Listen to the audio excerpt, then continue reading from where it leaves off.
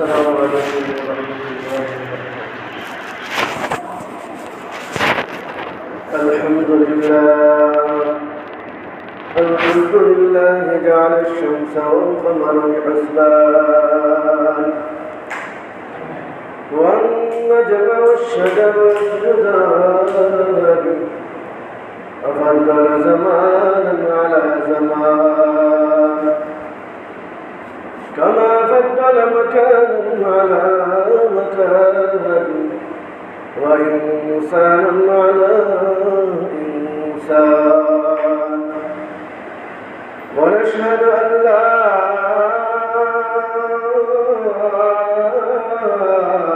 إله إلا الله وحده لا شريك له ونشهد أن سيدنا وسندنا وحبيبنا وحبيب ربنا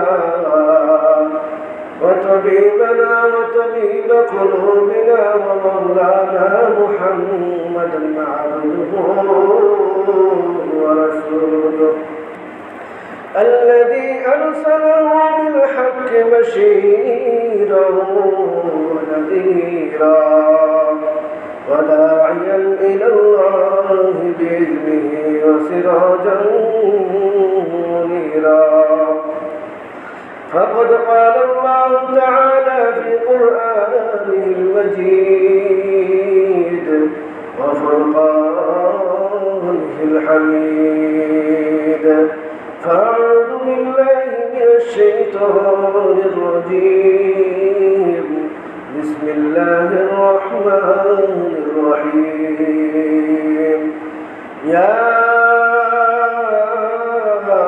أيها الذين آمنوا لا تتبعوا خطوات الشيطان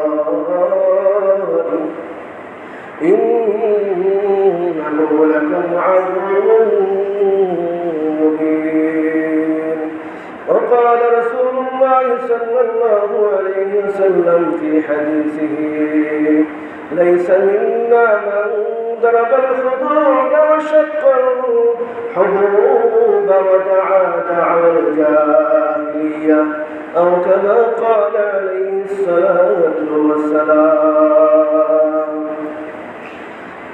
اللهم صل على محمد وعلى آل محمد كما صليت على إبراهيم وعلى آل إبراهيم إنك حميد مجيد.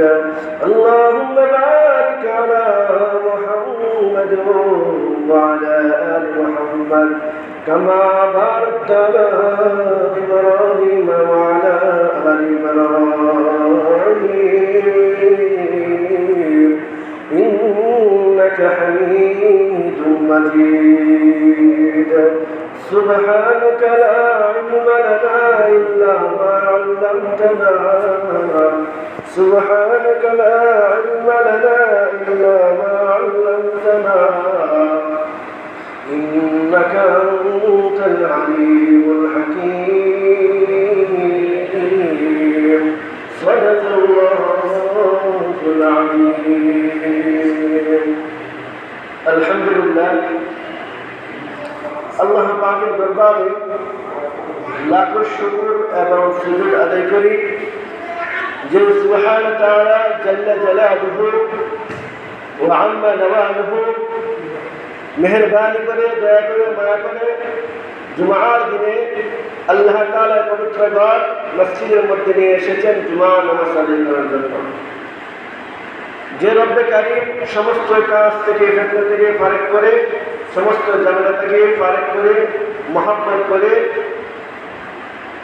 নামাজটুকু আদায় করে জাহান্নাম থেকে মুক্তি পেয়ে জান্নাতের কাজ করে জান্নাতের অধিবাসী হওয়ার তৌফিক দান করেছেন সেই মহান রব্বে কারীমের দরবারে অন্তঃস্থল থেকে দিনের গহীন থেকে প্রাণ ভরে মন ভরে অন্তঃস্থল থেকে দিনের গহীন থেকে তার কৃতজ্ঞতা আদায় করি আলহামদুলিল্লাহ।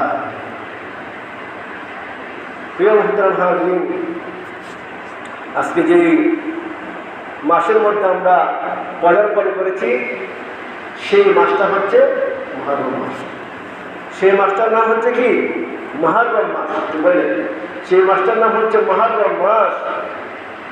গত সপ্তাহে মুহররমের 8ম তারিখ ছিল, আর আজকে অর্থাৎ 7 দিন পরে আজকে আমরা উপনীত হয়েছি মুহররম মাসের 15 তারিখে।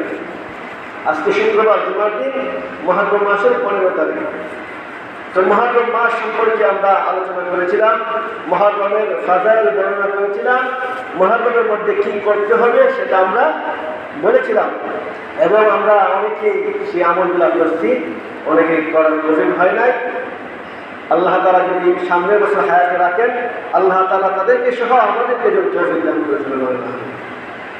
তো প্রিয় মুহতারাম হাজিরিন, এই আজকের যে বিষয়বস্তুটা নিয়ে আমি উপস্থিত হলাম সেটি হচ্ছে যে এই মুহররম মাস আসলে কোন কারণে এই মুহররম মাসকে আল্লাহ তাআলা এত সম্মান দান করেছেন, যার কারণে হাদিসের মধ্যে এসেছে আল্লাহ রাসূল তো একটা বলেছেন শাহরুল্লাহিল মুহররম, এই মাসটি হচ্ছে আল্লাহর মাস। সব মাসই তো আল্লাহর মাস। সব মাস কি? সব মাস, সব বছর, সব দিন, সব সময়, প্রত্যেকটা মুহূর্ত, প্রত্যেকটা জিনিস আল্লাহ তাআলা নাকি? এটা সব কিছু হচ্ছে আল্লাহ তাআলা, সব কিছু আল্লাহ তাআলার পক্ষ থেকে হয়। কিন্তু নবী পাক সাল্লাল্লাহু আলাইহি ওয়াসাল্লাম এতটা সত্ত্বেও এই মাসকে, মুহররম মাসকে বলেছেন শাহরুল্লাহিল মুহররম, এই মাসটা হচ্ছে আল্লাহ তাআলার মাস। অর্থাৎ এটাই বুঝিয়েছেন যে এই মুহররম মাসটা রমজান মুবারকের পরে, রমজান মাসের পরে, রমজান মাসের চাইতে তো অন্য কোনো মাস সম্মানিত হতে পারে না। কারণ এই রমজানের মাসের মধ্যে আল্লাহ রাসূলের উপর পূর্ণ কোরআন নাযিল হয়েছে। এই রমজান মাসের মধ্যে আল্লাহ তাআলা রোজাকে ফরজ করেছেন, এজন্য এই রমজান মাসের ফজিলত বেশি। আর এই রমজান মাসের পরে যে মাসটাকে আল্লাহ রাসূল সাল্লাল্লাহু আলাইহি ওয়াসাল্লাম সম্মান দান করেছিলেন, আল্লাহ তাআলা সম্মান দান করেছিলেন, সেই মাসের নাম হচ্ছে মুহররম মাস। তো আমরা এটা বুঝতে পারলাম যে মুহররম মাস এটা অনেক সম্মানিত। তো এই মুহররম মাসটা কেন সম্মানিত? এই মুহররম মাসটা সম্মানিত এজন্য, আমরা তো মুসলমান, আমরা মুসলমান হয়ে উল্টা পাল্টা বোঝা আমাদের জন্য এটা করণীয় না। উল্টা পাল্টা কিছু একটা বুঝে নেওয়া এটা আমাদের জন্য কাম্য না। আমাদেরকে সঠিকটা বুঝতে হবে, ঠিক আছে? আজকে বর্তমান জামানায় আমরা মুসলমান এটা টের পাই না। ইহুদি খ্রিস্টানরা, শিয়ারা, বেঈমানরা, ফাসেকরা, নাস্তিকরা আমাদের মধ্যে এটা ঢুকিয়ে দিয়েছে যে এই মুহররম মাস সম্মানিত হয়েছে তার বালার কারণে। এই মুহররম মাস সম্মানিত হয়েছে হুসাইন রাদিয়াল্লাহু তাআলা আনহুর শাহাদাতের কারণে। আরে ভাই, এই মাসটা, মুহররম মাসটা, এই মুহররম মাসকে, এই কারবালার যে ঘটনাটা, এই যে হুসাইন রাদিয়াল্লাহু তাআলা আনহু সেই শাহাদাতটা নবী করিম সাল্লাল্লাহু আলাইহি ওয়াসাল্লামের প্রায় 50 থেকে 60 বছর পরে এই ঘটনাটা ঘটেছে। অথচ নবী পাক সাল্লাল্লাহু আলাইহি ওয়াসাল্লাম এই 60 বছর পূর্বেই আল্লাহ রাসূল সাল্লাল্লাহু আলাইহি ওয়াসাল্লাম এই মুহররম মাসের সম্মানার্থে, এই মুহররম মাসকে সম্মান করে নবী করিম সাল্লাল্লাহু আলাইহি ওয়াসাল্লাম নিজে রোজা রেখেছিলেন এবং সমস্ত মুসলমানদেরকে রোজা রাখার নির্দেশ দিয়েছিলেন কিনা?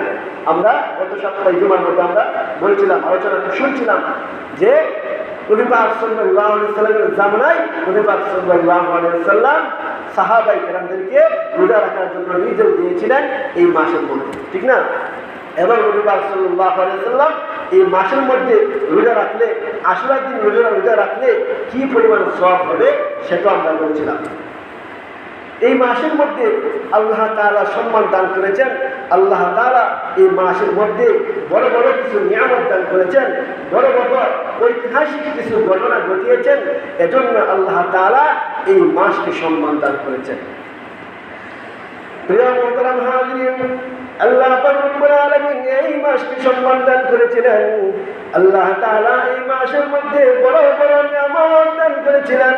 এর মধ্যে একটা হচ্ছে হযরত আদম আলাইহিস সালাতু ওয়াস সালাম যখন তওবা করেছিলেন, তখন আল্লাহ পাক রব্বুল আলামিন যেই মাসের মধ্যে হযরত বাবা আদম আলাইহিস সালাতু ওয়াস সালামের তওবাকে কবুল করেছিলেন, এই মাসটার নাম ছিল মুহররম মাস। আল্লাহ পাক রব্বুল আলামিন এই কারণে আল্লাহ তাআলা এই মুহররম মাসকে সম্মান দান করেছিলেন। এই ইমানদার মুসলমান, হযরত নূহ আলাইহিস সালাতু ওয়াস আদম, যাকে দ্বিতীয় আদম বলা হয়। এই ইমানদার মুসলমান, হযরত নূহ আলাইহিস সালাতু ওয়াস সালামকে আল্লাহ রব্বুল আলামিন যে মহাপ্লাবন দান করেছিলেন, বন্যা দান করেছিলেন, ওই বন্যা থেকে যেই দিন যেই মাসের মধ্যে আল্লাহ রব্বুল আলামিন নূহ আলাইহিস সালাতু ওয়াস সালামকে এবং তার সাথে মুসলমানদেরকে যেই মাসের মধ্যে আল্লাহ তাআলা মহাপ্লাবন থেকে, বন্যা থেকে, বিশাল বন্যা থেকে আল্লাহ তাআলা মুক্ত দান করেছিলেন, সেই মাসটার নাম ছিল মুহররম মাস। এই ইমানদার মুসলমান, এজন্য আল্লাহ তাআলা এই মাসকে সম্মান দান করেছিলেন, কারবালার কারণে সম্মান দান করে নাই। এই ইমানদার মুসলমান, হযরত মূসা আলাইহিস সালাতু ওয়াস সালামের ঘটনা আমরা বলছিলাম।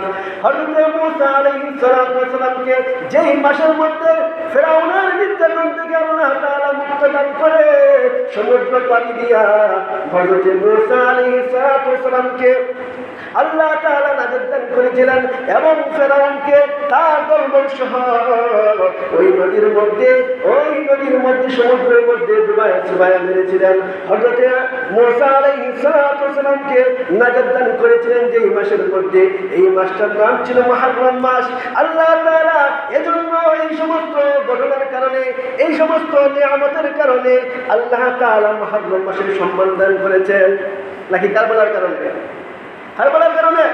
কারবালার কারণে সম্মান দান করা হয় নাই, বরং এই মুহররম মাসের সম্মানের কারণে এই কারবালার ঘটনা, হযরত হুসাইন রাদিয়াল্লাহু তাআলা আনহুর শাহাদাত মর্মান্তিক ঘটনার সম্মানটা বেড়ে গিয়েছিল এই মুহররম মাসের কারণে। আমরা ওটা বুঝবো না, আমরা মুসলমান, আমরা শিয়া নয়, আমরা শিয়াদের মতো নাস্তিক আর কাফের নয়। এই শিয়া প্রতারক মুসলমান যারা নিজেদেরকে মুসলমান দাবি করে অথচ মুনাফিকি কাজ করে মুসলমানদের মধ্যে ফিতনা ছড়িয়ে দেয়, ওই সমস্ত শিয়া মুসলমানদের আকীদা আমরা মুমিন মুসলমান এটা গ্রহণ করতে পারি না। আমরা জানতে পারলাম যে এই মাসের কারণে, মুহররম মাসের কারণে কারবালার ঘটনা, কারবালার যে কাহিনী, সেটার সম্মান আল্লাহ তাআলা বাড়িয়ে দিয়েছিলেন। উল্টা বুঝবো না যে এই কারবালার কারণে মুহররম মাসের সম্মান দান করা হয়েছে, এই কারবালার কারণে সম্মান দান করা হয়েছে, নাকি এই মুহররম মাসের কারণে কারবালার সম্মান দান করা হয়েছে। প্রিয় মুহতারাম হাজিরিন, এই মাসকে কেন সম্মান দান করা হয়েছে? আল্লাহ পাক রব্বুল আলামিন, আমরা শুনেছি হযরত ইউনূস আলাইহিস সালাতু ওয়াস সালামের কথা। আল্লাহ তাআলার প্যারা নবী হযরত ইউনূস আলাইহিস সালাতু ওয়াস সালাম যখন 40 দিন যাবত মাছের পেটের মধ্যে সমুদ্রের নিচে ছিলেন, এই অন্ধকার থেকে, এই মাছের পেট থেকে, এই আযাব থেকে আল্লাহ পাক রব্বুল আলামিন যেই মাসের মধ্যে হযরত ইউনূস আলাইহিস সালাতু ওয়াস সালামকে মুক্তি দান করেছিলেন, সেই মাসটার নাম ছিল মুহররম মাস। আল্লাহ পাক রব্বুল আলামিন এই সমস্ত নিয়ামতের কারণে, এই সমস্ত ঐতিহাসিক ঘটনার কারণে আল্লাহ পাক রব্বুল আলামিন মুহররম মাসের সম্মান দান করেছেন। এই ইমানদার মুসলমান, হযরত ইউসুফ আলাইহিস সালাতু ওয়াস সালামের পিতা হযরত ইয়াকুব নবী, হযরত ইয়াকুব আলাইহিস সালাতু ওয়াস সালাম অন্ধ হয়ে গিয়েছিলেন যেই মাসের মধ্যে আল্লাহ পাক রব্বুল আলামিন নবী ইয়াকুব আলাইহিস সালাতু ওয়াস সালামকে অন্ধত্ব রূপ থেকে মুক্তি দিয়েছিলেন, তার চোখের আলো, তার চোখের জ্যোতি ফিরিয়ে দিয়েছিলেন। ওই মাসটার নাম ছিল মুহররম মাস। আল্লাহ পাক রব্বুল আলামিন এই সমস্ত নবীদের সাথে ঐতিহাসিক ঘটনার কারণে, আল্লাহ পাক রব্বুল আলামিন এই সমস্ত বড় বড় নিদর্শনের কারণে, এই সমস্ত বড় বড় নিয়ামতের কারণে আল্লাহ পাক রব্বুল আলামিন এই মুহররম মাসের সম্মান দান করেছেন। এজন্য আমাদেরকে, আমরা মুসলিম হিসাবে আমাদেরকে যেটা সঠিক, যেটা সহি, সেটা বুঝতে হবে, সেই আকীদা লালন পালন করতে হবে। কিন্তু শিয়াদের মতো, এই নাস্তিকদের মতো, কাফের বেঈমান ইহুদিদের মতো আমাদেরকে উল্টা বুঝতে চলবে না। যদি উল্টা বুঝে নিজের আমলকে নষ্ট করি, সেটার জন্য আল্লাহ দায়ী থাকবে না, সেটার জন্য আমি দায়ী থাকবো, আমি জাহান্নামী হব, এতে আল্লাহ তাআলার আসে যায় না। নিজের আমলকে যদি নিজে ক্ষতির মধ্যে ফেলে দেয়, তাহলে কি আল্লাহ তাআলার করার কিছু আছে? কারণ আল্লাহ তাআলা আমাদেরকে সুস্থ মস্তিষ্ক দিয়ে দিয়েছেন। এই ইমানদার মুসলমান, এই মুহররম মাসের মধ্যে বর্জনীয় কি? এই মুহররম মাসের মধ্যে গত সপ্তাহে আমরা আলোচনা করেছিলাম, এই মুহররম মাসের মধ্যে আমল করতে হবে, ইবাদত করতে হবে, নামাজের মাত্রা বাড়ায় দিতে হবে, নফল রোজার মাত্রা বাড়ায় দিতে হবে। যদি এই মাসের মধ্যে কোনো ব্যক্তি একটা রোজা রাখে, অন্য মাসের দুইটা রোজার চাইতেও বেশি সওয়াব দান করবেন আল্লাহ তাআলা। এই সমস্ত আমল আমরা গত সপ্তাহে বয়ান করেছিলাম। এই সপ্তাহে আমরা আলোচনা করতে চাই যে এই মাসের মধ্যে বর্জনীয় কি। এই মাসের মধ্যে, এই মাসকে কেন্দ্র করে বিভিন্ন ধরনের ফিতনা ফাসাদ আমাদের সমাজের মধ্যে সৃষ্টি হয়েছে কি হয়েছে না? সমাজের মধ্যে ফিতনা ফাসাদ দেখি না আমরা? সমাজের মধ্যে বিভিন্ন জায়গায় আমরা এই ফিতনা দেখতে পাই। এই মাসের মধ্যে কিছু বর্জনীয় কাজ আছে, এই মাসের মধ্যে এগুলা করা যাবে না। এর মধ্যে এক নম্বর হচ্ছে তাজিয়া মিছিল করা যাবে না। তাজিয়া মিছিল ছিলেননি, দেখা যায় এই মুহররম মাসের 10 তারিখ আসলে, যেটা চলে গেছে, এই মুহররম মাসের 10 তারিখ আসলে দেখা যায় বিভিন্ন ধরনের কুসংস্কার আমাদের সমাজের মধ্যে চালু হয়ে যায়। হযরত হুসাইন রাদিয়াল্লাহু তাআলা একটা কবরের প্রতিচ্ছবি বানিয়ে তারা কি করে এটাকে নিয়ে মিছিল করে। আচ্ছা আপনারা বলেন তো দেখি, কোনো ব্যক্তির, আপনার পিতা যদি মারা যায়, আপনার সন্তান যদি মারা যায়, আপনার আম্মা যদি, আদরের আম্মা যদি মারা যায়, আপনার আত্মীয় স্বজন যদি মারা যায়, ওই দিন কি আপনারা মিছিল করতে পারেন? ওই দিন মিছিল করতে পারবে না। ওই দিন তো শোক পালন করার দিবস। শোক কিভাবে পালন করব? শোক পালন করতে হবে নামাজের মাধ্যমে, শোক পালন করতে হবে দোয়া কান্নাকাটির মাধ্যমে, শোক পালন করতে হবে রোজার মাধ্যমে। আর তারা কি করে? যে মিছিল করে বিভিন্ন ধরনের ফিতনা মাতম গায়। 2 নম্বর আমল হচ্ছে এই মাসের মধ্যে কি করা যাবে না? একটা দেখবেন এই মাস যখন আসে তখন মুহররমের 1 তারিখ থেকে শুরু হয়ে যায় যে একটা ঘরের মধ্যে গিয়ে কারবালার গীত গায়। কি গায়? কারবালার গীত গায়, মারসিয়া গায়। এই সমস্ত কারবালাকে নিয়ে উল্টা পাল্টা কথা বানিয়ে বানাত কথার মাধ্যমে এই সমস্ত গীত গাওয়া যাবে না। যদি প্রশংসা করতে হয় তাহলে রোজার মাধ্যমে করো, যদি প্রশংসা করতে হয় নামাজের মাধ্যমে করো। রোজা রেখে নামাজ পড়ে দোয়া কান্নাকাটি করে আল্লাহ তাআলার কাছে হুসাইন রাদিয়াল্লাহু তাআলার জন্য, সমস্ত সাহাবায়ে কেরামের জন্য, রাসূলের জন্য সর্বসারি পৌঁছাও। এটা হচ্ছে মুসলমানের কাছে। কিন্তু উল্টা পাল্টা কাজ করা যাবে না। 3 নম্বর হচ্ছে বিলাপ করা। 3 নম্বর কি? বিলাপ করা। দেখেন যখন মুহররম মাস আসে, মুহররম মাসের 10 তারিখ আসে, তখন কি পরিমাণ বিলাপ করা হয়। এই বিলাপটা কি শয়তানি বিলাপ? এই বিলাপটা কি মুসলমানদের আসল বিলাপ নাকি? এটা দেখবেন ওই সমস্ত চুরের বাচ্চাদের চোখ থেকে একটু পানিও বের হয় না, একটু পানিও বের হয় না, বরং তারা নিজেদের স্বার্থ হাসিল করার জন্য নিজেদের প্রোগ্রামটাকে ভিডিও বানিয়ে মানুষের মধ্যে পৌঁছে দিয়ে ভিউ কামিয়ে টাকা অর্জন করার জন্য এগুলা করে। মানুষকে এগুলা দেখাইতেছে কিসের জন্য? মানুষের মধ্যে ফিতনা ফাসাদ তৈরি করার জন্য। যেই ফিতনা ফাসাদ সৃষ্টি করেছিল শিয়া সম্প্রদায়, যেই ফিতনা ফাসাদের কারণে মুসলমানদের মধ্যে ফাটল সৃষ্টি হয়েছিল, আজকে সেই ইহুদিবাদী, আজকে সেই শিয়া কাফেরদের অনৈতিক কাজগুলা, ফিতনা অনৈতিক কাজগুলা, বেদাতগুলা আজকে আমরা মুসলমানের সন্তানরা করতেছি। অথচ আমরা বুঝিও না, অথচ আমরা বুঝি না। আল্লাহর হাবিব সাল্লাল্লাহু আলাইহি ওয়াসাল্লাম এক হাদিসের মধ্যে জানা যায়, লাইসা মিন্না মান দারাবাল খুদুলা ওয়া শাক্কাল হুকুবা ওয়া দাআ বিদাওয়াল জাহিলিয়া।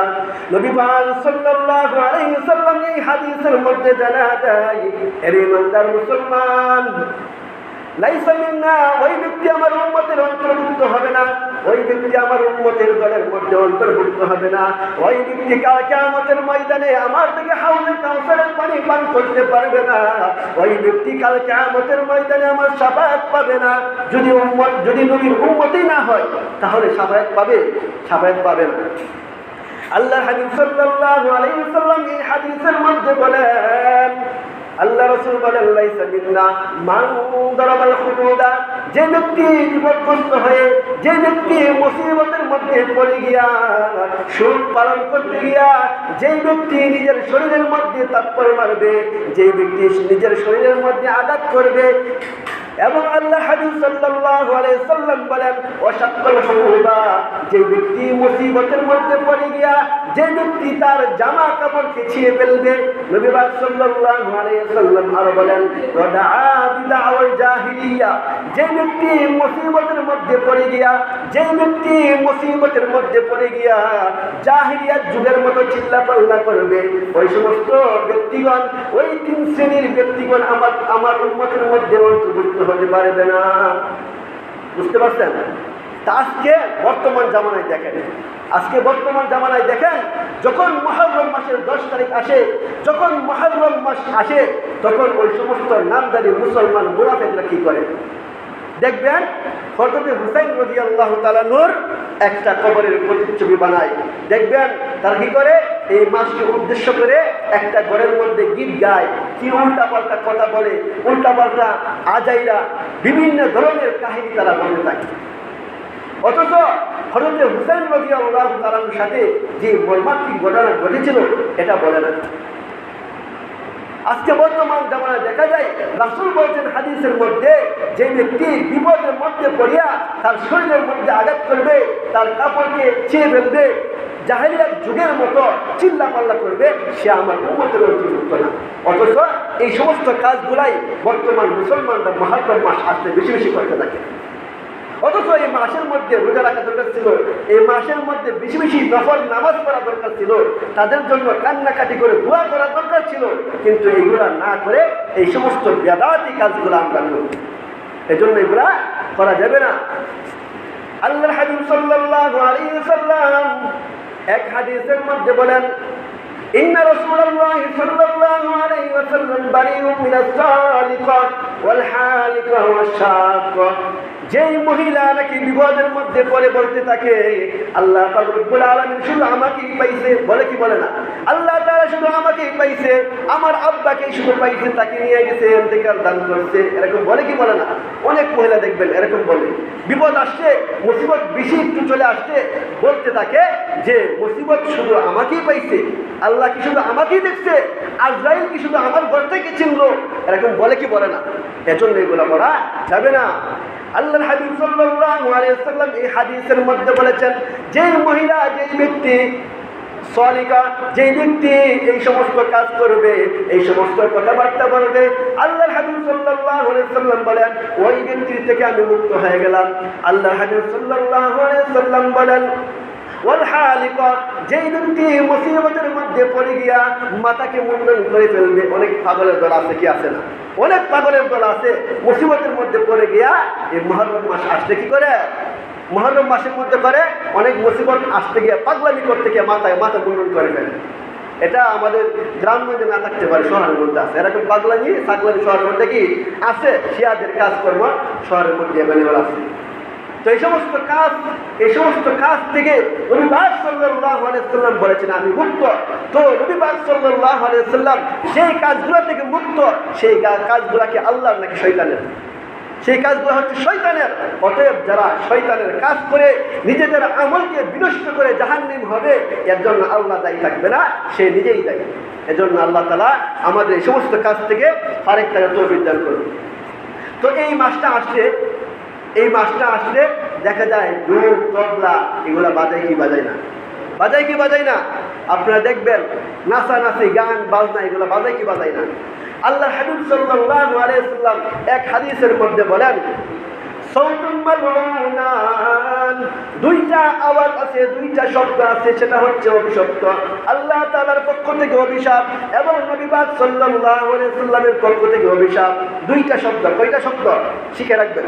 দুইটা শব্দ আছে, যে দুইটা শব্দ আল্লাহ তাআলা শুনলে আল্লাহ তাআলা অভিশাপ দান করেন এবং নবী পাক সাল্লাল্লাহু আলাইহি ওয়াসাল্লামের পক্ষ থেকে অভিশাপ নাযিল হয়। এর ইমানদার মুসলমান, এই দুইটা শব্দ করা যাবে না। এক নম্বর নবী পাক সাল্লাল্লাহু আলাইহি ওয়াসাল্লাম হাদিসের মধ্যে বলেন আস-সাউতু মিসবাহুন ইনদান নিয়ামা, যে ব্যক্তি আনন্দিত হয়ে খুশির সময়, যে ব্যক্তি আনন্দের সময়, যে ব্যক্তি খুশির সময় যেই ব্যক্তি আওয়াজ করবে ওই আওয়াজটা হচ্ছে, ওই বাদ্যযন্ত্রের আওয়াজ হচ্ছে অভিশপ্ত। আজকে বর্তমান জামানায় আমাদের সমাজের মধ্যে বিবাহ অনুষ্ঠান, এটা কি খুশির না? বিবাহ করা, এই যুবক ভাইরা, বিবাহ করা এটা কি খুশির না? এটা হচ্ছে খুশির বিষয়, আনন্দের বিষয়। সেই বিষয়ের মধ্যে বিবাহের শুরু লগ্নে আমাদের সমাজের মধ্যে কি দেখা যায়? আমাদের কথা বলেন, আমাদের সমাজের মধ্যে কি দেখা যায়? এই একটা শুভ কাজের মধ্যে শুরু করা হয় বাদ্যবাজনার মাধ্যমে। বাদ্যবাজনার মাধ্যমে শুরু করা হয় কি না? হ্যাঁ, এই ডেক ডিস্কির মাধ্যমে শুরু করা হয় না? বাইরানির মাধ্যমে, আওয়াজের মাধ্যমে। অথচ আল্লাহর হাবিব সাল্লাল্লাহু আলাইহি সাল্লাম বলেছেন, যারা এই ডেক সেট বাজিয়ে বিবাহের কাজ শুরু করলো, এই অভিশপ্ত আওয়াজের মাধ্যমে কাজ শুরু করলো, সেটা হচ্ছে অভিশপ্ত আওয়াজ, সেটা আল্লাহ তাআলার পক্ষ থেকে লানতের আওয়াজ। অতএব আপনি যে আপনার বিবাহটা, আপনার ছেলের সন্তানের নাতির বিবাহটা, এই শুভ কাজটাকে আপনি এই অশুভ, এই লানতপ্রাপ্ত, অভিশাপপ্রাপ্ত আওয়াজের মাধ্যমে শুরু করলেন, পরবর্তী জন্ম যে সন্তান জন্মগ্রহণ করবে তারা কি বেয়াদব হবে তো কি হবে? ওই সমস্ত সন্তানের মধ্যে সেই প্রভাবটা পড়ে। আজকে বর্তমান জামানায়ও আমাদের সমাজের মধ্যে এমন কিছু কুরুচিত খারাপ মানুষকে দেখা যায়।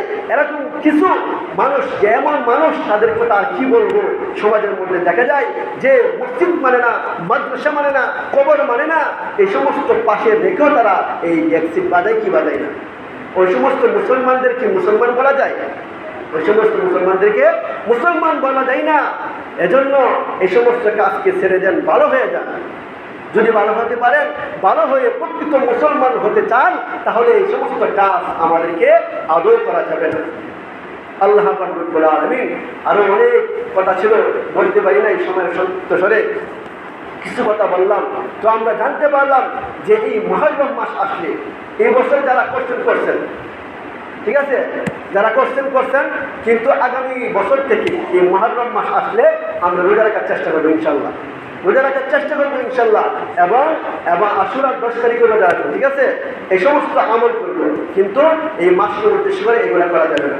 আরেকটা বিষয় হচ্ছে, এই মাসকে উদ্দেশ্য করে, কারবালাকে ঘটনাকে উদ্দেশ্য করে কেউ যদি খিচুড়ি পাঠিয়ে অন্যকে খাওয়ায়, সেটা কি হবে? বেদাতের অন্তর্ভুক্ত হবে। এজন্য আমরা এগুলা করবো না। এবং দেখা যেতেছে জারিগায়, এই জারিগানের মধ্যে যাওয়া যাবে না। আল্লাহ তাআলা আমাদেরকে আগামী বছর মুহররম মাস যখন আসবে, তখন এই সমস্ত বেদাতি কাজ, এই সমস্ত ফিতনা থেকে বেঁচে থাকার তৌফিক দান করুন, সবাই বলেন আমিন। এবং আগামী বছর যখন আসবে, আল্লাহ তাআলা আমাদের যদি হায়াত তৌফিক দান করেন, আমরা সকলেই যেন মুহররম মাসের আশুরা 2টা রোজা রাখতে পারি, সেই তৌফিক দান করুন, সবাই বলেন আমিন। ওয়া আখিরু দাওয়ানা আলহামদুলিল্লাহি রাব্বিল আলামিন। আসসালামু আলাইকুম ওয়া রাহমাতুল্লাহি ওয়া বারাকাতুহু।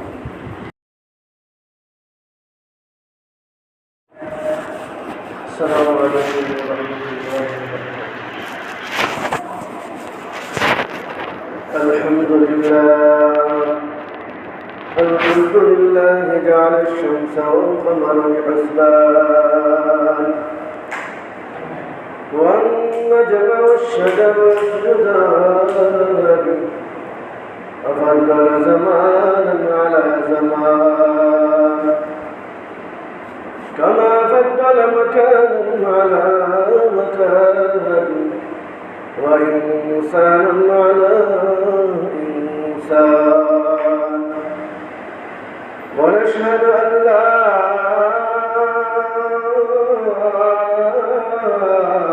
إله إلا الله وحده لا شريك له ونشهد أن سيدنا وسندنا وحبيبنا وحبيب ربنا وطبيبنا وطبيب قلوبنا